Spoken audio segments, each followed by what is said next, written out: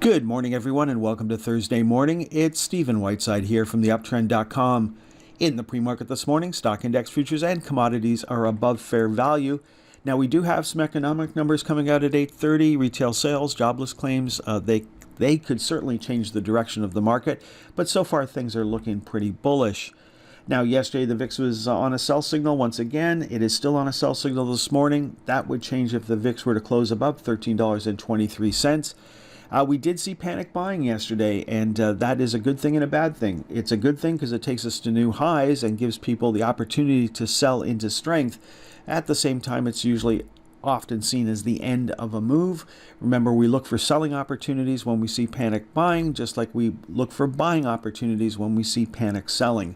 So yesterday may be the start of the end of this particular move for the market, but it's certainly a nice thing to see, and hopefully everybody got a chance to take some money off the table. If you know somebody who thinks that yesterday's market activity is a reason to get into the market or to start buying additional, putting new money into the market, please, dissuade them from doing that. That would be a terrible thing to put new money into the market at this point. We want to be buying on pullbacks, not buying into strength like we saw yesterday. Now, it was really all about the bond market. Look at the 10-year note, how much it was up yesterday. That is a huge move. And remember, the bond market is much bigger than the stock market. With bonds going up, bond yields went down sharply. That helped fuel the stock market rally. We also saw the US dollar index roll over. That's supportive for higher stock prices and led to other currencies moving up, such as the Canadian dollar, which has been on a buy signal for a few weeks now. The price of gold shot up. It's up again in the pre-market this morning, so quite a wild move for the price of gold. Then looking at the Dow, new all-time high for the Dow yesterday, being led higher by Walgreens and Home Depot. What didn't work on the Dow? Well, Verizon was the biggest loser, not by much, but it was a huge up day yesterday, and Verizon was going in the opposite direction. The S&P 500 also made a new high yesterday, being led higher by Vertec, which was up 13.25%. Third day of a buy signal for that stock. Then looking at Rivety, it was up over 10% on the day. What didn't work on the S&P 500? Well, it was Pfizer. Pfizer was down nearly 7% on the day, so it's been on a sell signal for a couple of weeks now. Looking at the triple Qs, new high for the triple Qs. What didn't work yesterday was the Magnificent Eight. We really didn't see a lot of participation yesterday. Look at Alphabet. Alphabet was up 33 cents on the day. We've got Amazon moving up, heading towards 150. We had Apple having a great day, heading up to 200. We didn't see much going on for Meta. Meta ended the day up 52 cents. Then we saw Microsoft down a penny on the day. Then looking at NVIDIA, continued to move higher, but not by much.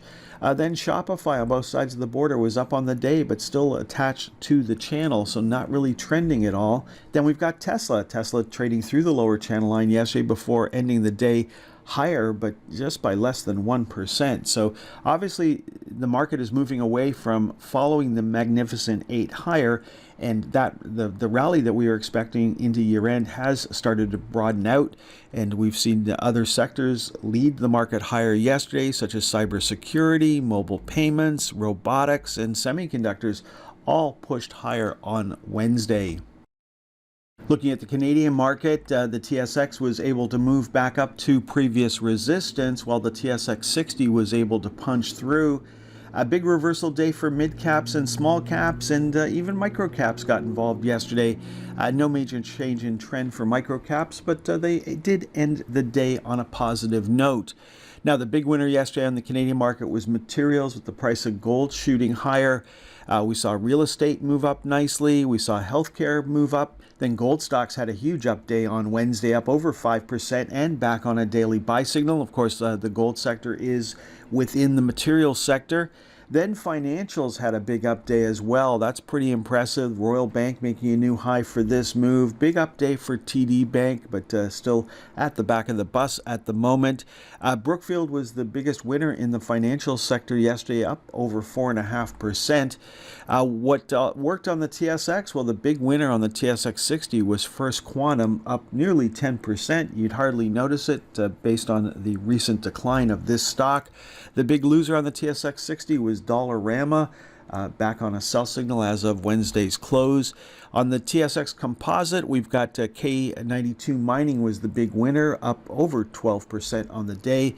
The big loser on the TSX was Next Gen Energy, which was down over 2.5% on the day, still on a buy signal, no change in trend there. Okay, folks, that is all for this morning's presentation. Congratulations if you had profit targets hit yesterday and got to lock in some additional profits. That is absolutely wonderful. Otherwise, there's not much else to do with your current holdings. There are new opportunities in the gold sector. For some reason, the market has taken a shine to gold once again, and gold stocks a lot of new buy signals based on yesterday's trading action. Enjoy the rest of your day. Next time you'll hear my voice is on Friday morning.